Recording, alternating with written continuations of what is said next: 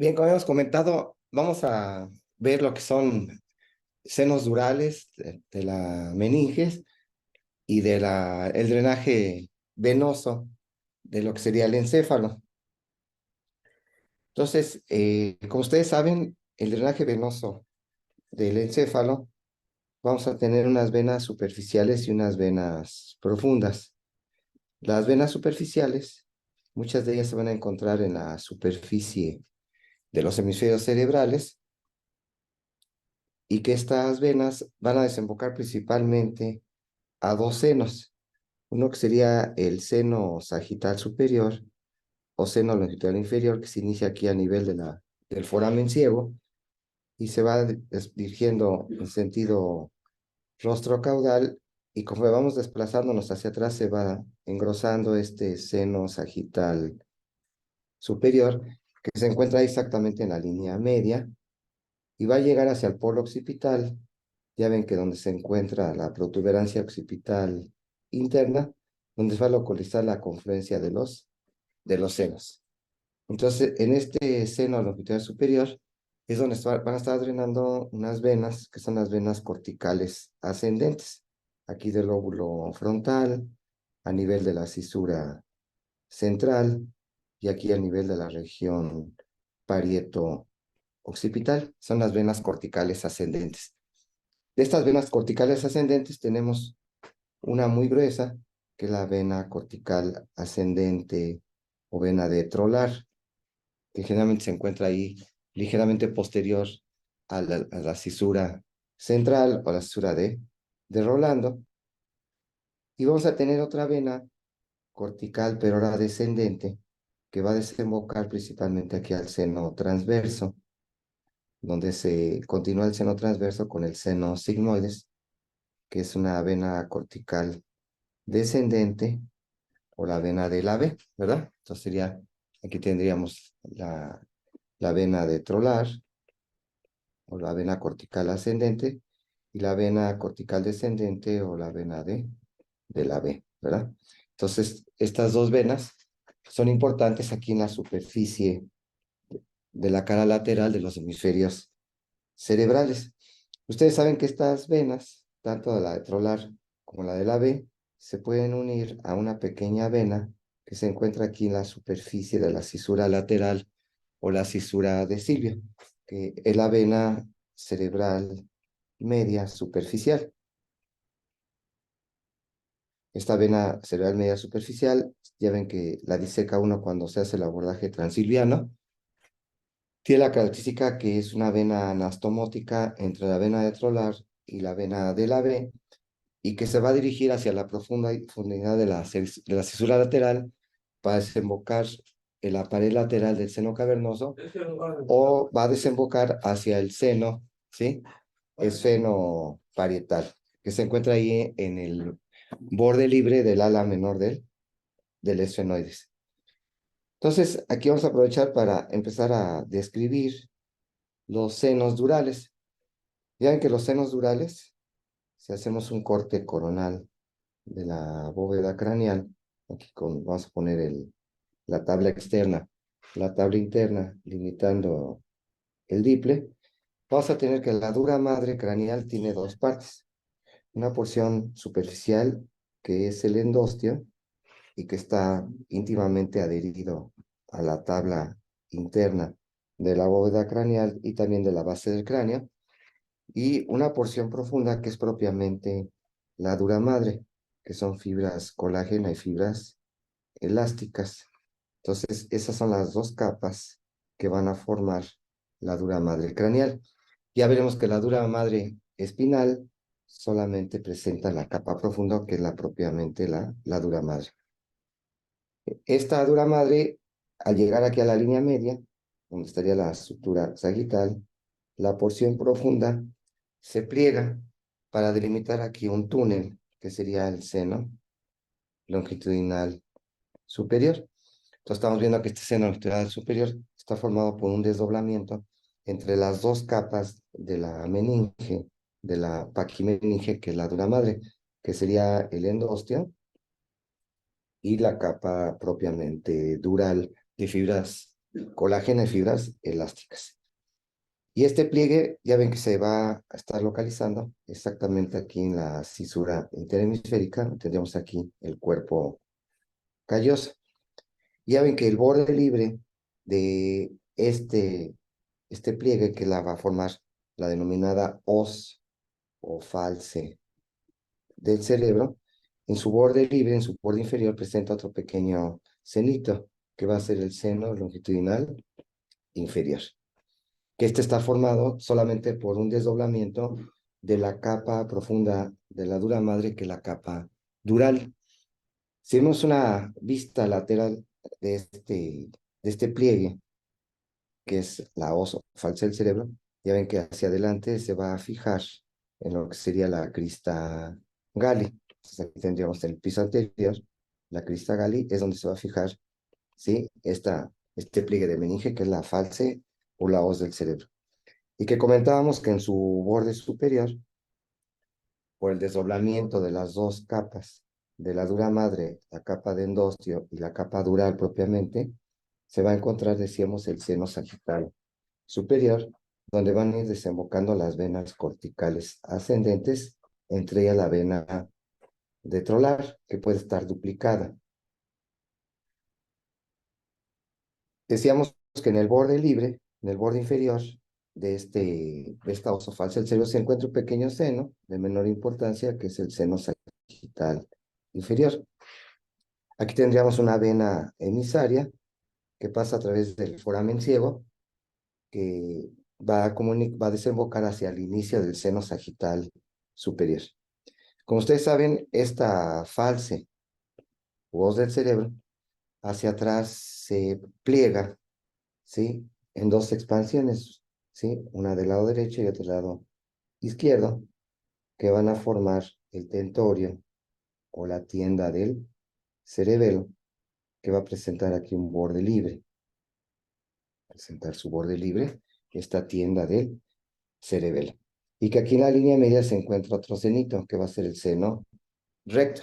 Entonces, si vemos una vista superior de la base del cráneo, para poder entender las inserciones de este tentorio, tendríamos aquí la base del cráneo vista por arriba, el ala menor del esfenoides, el foramen óptico, la silla turca, el dorso de la silla turca, y aquí tendríamos los peñascos, con su borde superior, que ya ven que limita el piso medio del piso posterior. Entonces tendríamos que este tentorio tiene dos curvaturas, ¿verdad? Tiene una curvatura mayor, que se encuentra aquí en la periferia, que se va insertando en el borde superior del tentorio, se fija aquí a las clinoides posteriores en el dorso de la silla turca, y se va a fijar aquí para formar a nivel de los surcos del seno transverso. Y aquí es donde tendríamos la protuberancia occipital interna. Entonces, este tentorio tiene una curvatura o una circunferencia menor, ¿sí?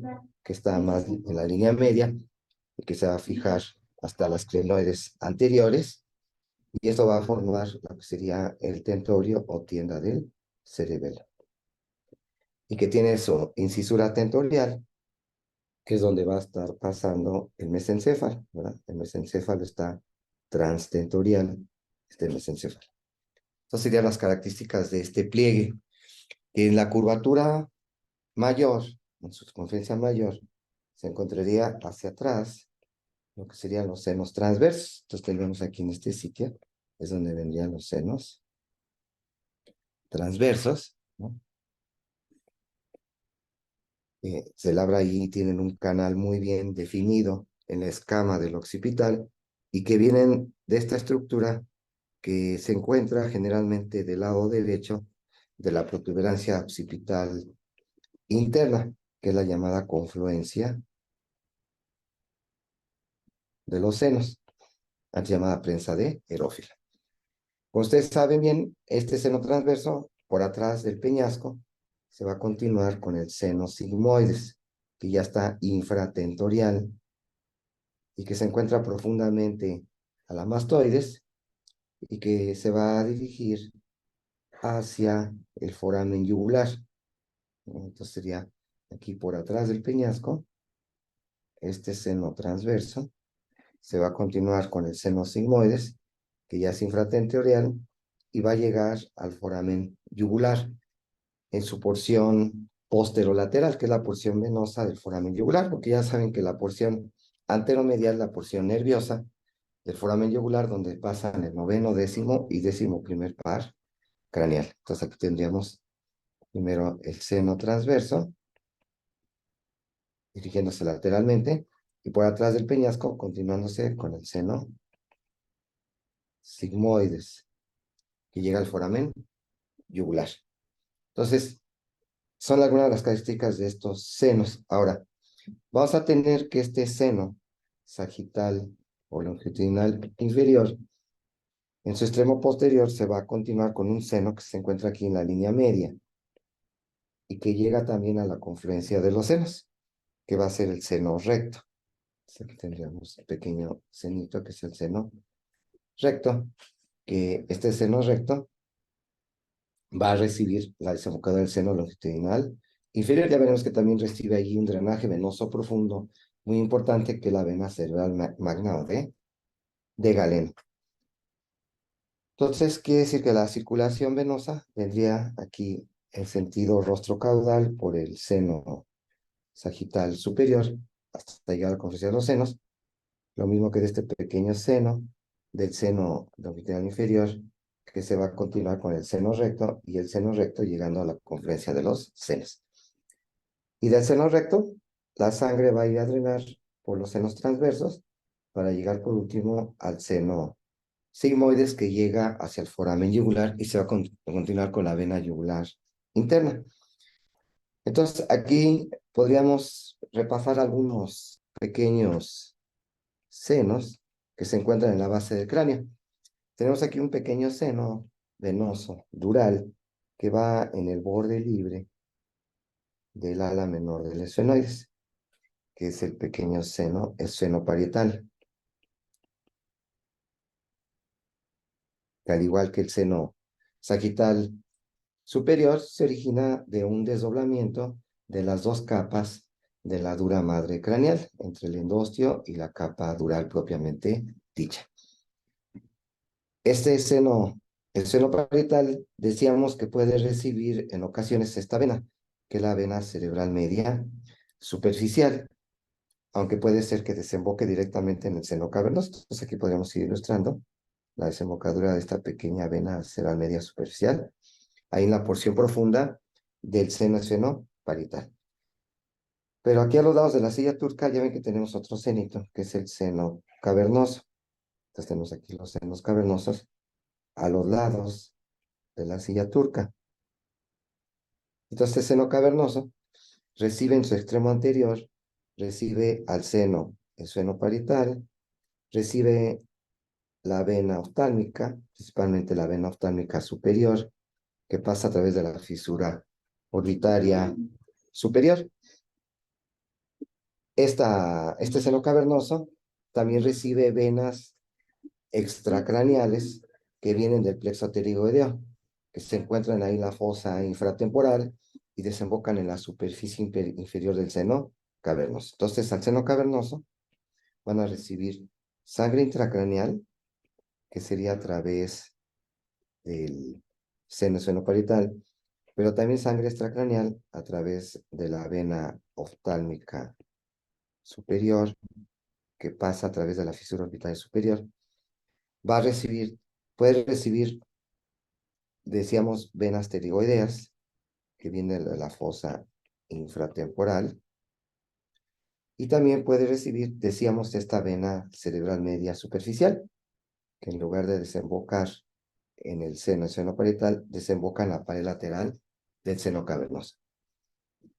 Este seno cavernoso también presenta senos intercavernosos, ¿verdad? Un intercavernoso anterior, ¿sí? Un intercavernoso posterior, y se describe un pequeño seno intercavernoso inferior, que iría en el piso de la silla turca, que es muy inconstante, y que en estos senos intercavernoso, el intercavernoso anterior, el intercavernoso posterior, junto con los dos senos cavernosos, forman un seno coronario alrededor de lo que sería el diafragma de la silla turca. Aquí tendríamos el pequeño pliegue de dura madre, que sería el diafragma de la silla turca, donde está pasando el tallo o el infundíbulo de la hipófisis. Ahora, lo interesante es que este seno cavernoso va a tener la característica, ¿sí?, que va a drenar a través de otros dos senos. Uno va a ser el seno petroso superior, que se encuentra exactamente en el borde superior del peñasco, donde se está insertando la circunferencia mayor de la tienda del cerebelo. Y este seno petroso superior va a desembocar en este ángulo donde el seno transverso se continúa con el seno sigmoides. Entonces, este seno petroso superior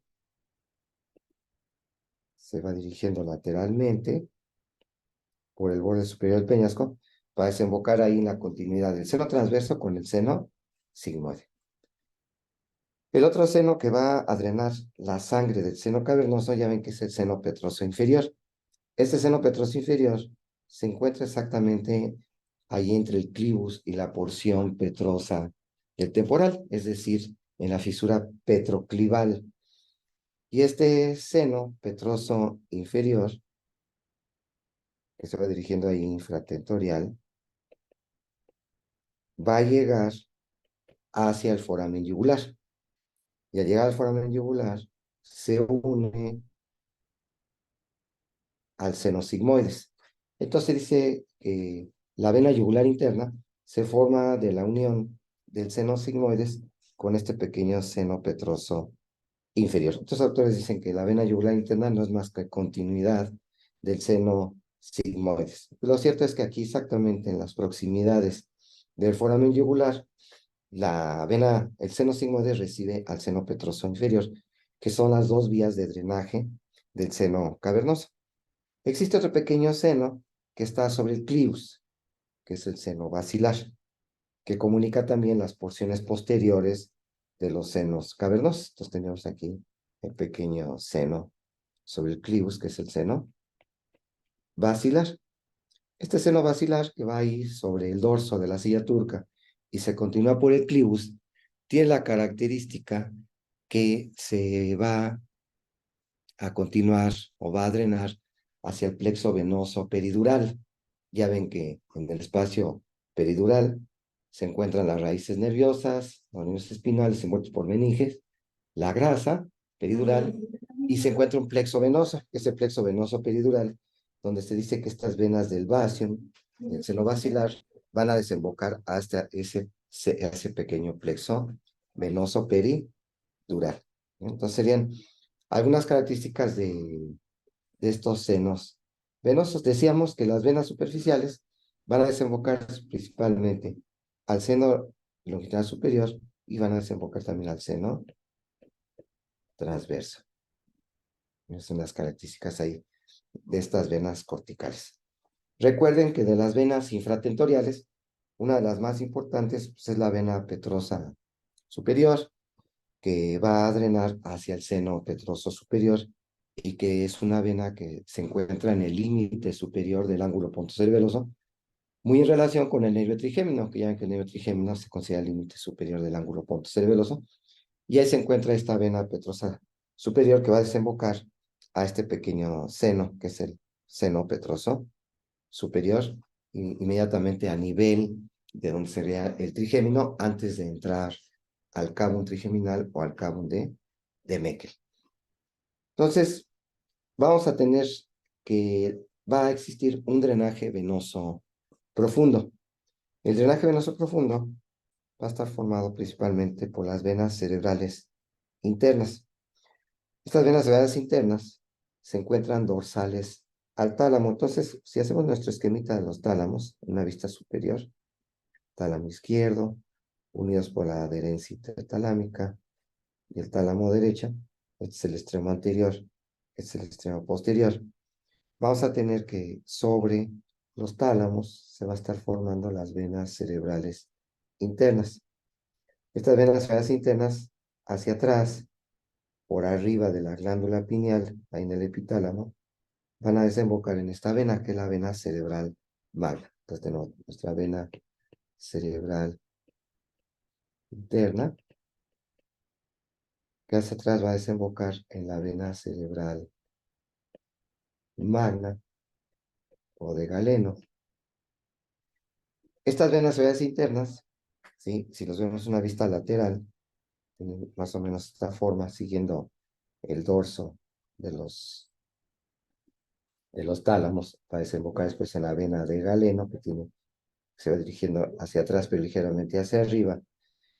Esta vena de Galeno, en su extremo anterior, está recibiendo una vena que se localiza entre el caudado y el tálamo.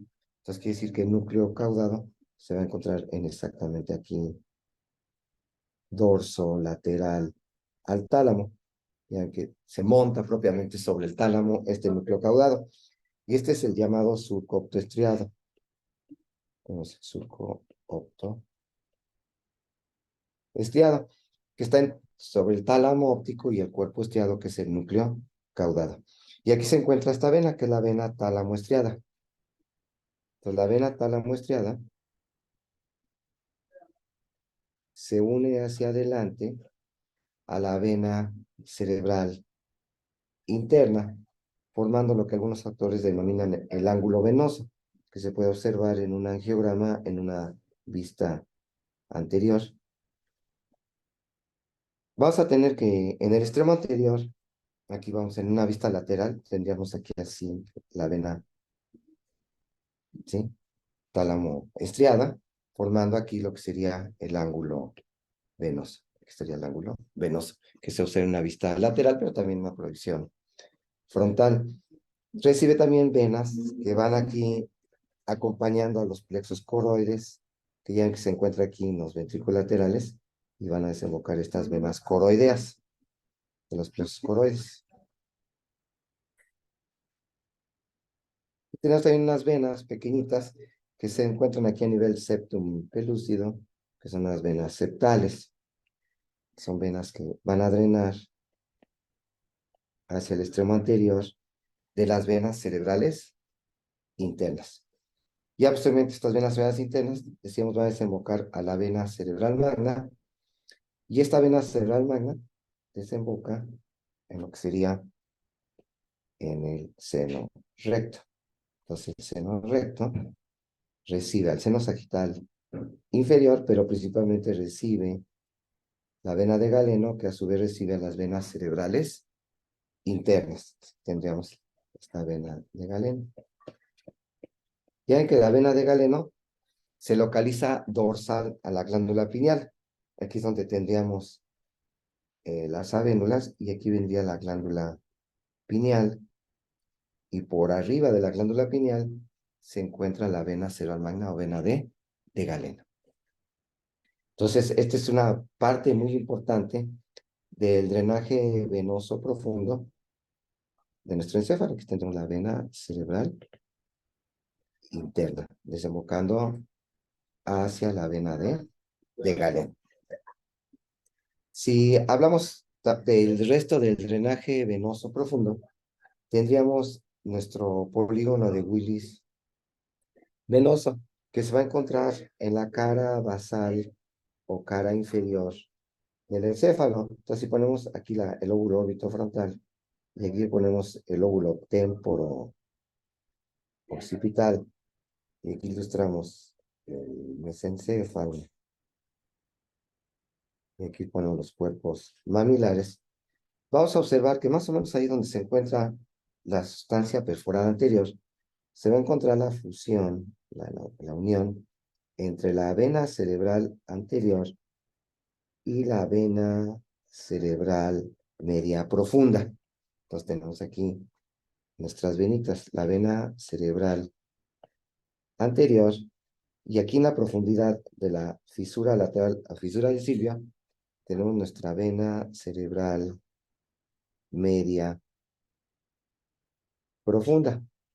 Ya decíamos que hay una vena cerebral media superficial que funcionaba como una vena que anastomosaba aquí en el extremo posterior de la fisura lateral silvia, la vena corticales ascendentes y descendentes, y que desembocaban ya sea en el seno parietal, o directamente en la pared lateral del seno cavernoso. Tenemos una pequeña vena que se encuentra aquí profundamente en la fisura de Silvio, va acompañando a la arteria cerebral media y se unen junto con la vena cerebral anterior, ahí muy cerca de la sustancia perforada anterior, para formar una vena, que ya ven que es la vena basal de Rosenthal o la vena perimesencefálica, que va recibiendo venas aquí de la cara inferior del temporal, recibe venitas aquí del hipotálamo, y se va aquí por la cisterna ambiens o perimesencefálica para desembocar en la cara inferior de la vena cerebral magna o de Galeno, momentos antes de que ésta desemboque en el seno recto. Entonces, es como se forma el pequeño polígono cerebral, sí, venoso. O sea, que tenemos la vena basal, o también perimesencefálica, o de Rosenthal, ¿no? Entonces, parte del drenaje venoso profundo y del polígono de Willis, o polígono cerebral venoso, ¿no? Bien, entonces, esa sería parte del drenaje venoso superficial y profundo, junto con los senos venosos durales, ¿sí? No sé si tengan alguna duda para poder continuar con algunas características de las meninges. ¿Alguna duda que tuvieran? ¿Qué tal, maestro? No, ninguna ¿Qué duda. tal? Nada más, maestro, le iba a preguntar si podíamos continuar con la clase la próxima semana. Ya ve que pues ayer fue festivo, entonces hoy hacemos la presentación general de los casos de la semana y el orden de la agenda quirúrgica. Perfecto. Entonces continuaríamos en 8 días, claro. Ok, con meninges, ¿verdad, maestro? Con meninges, correcto, y líquido cefalorraquídeo.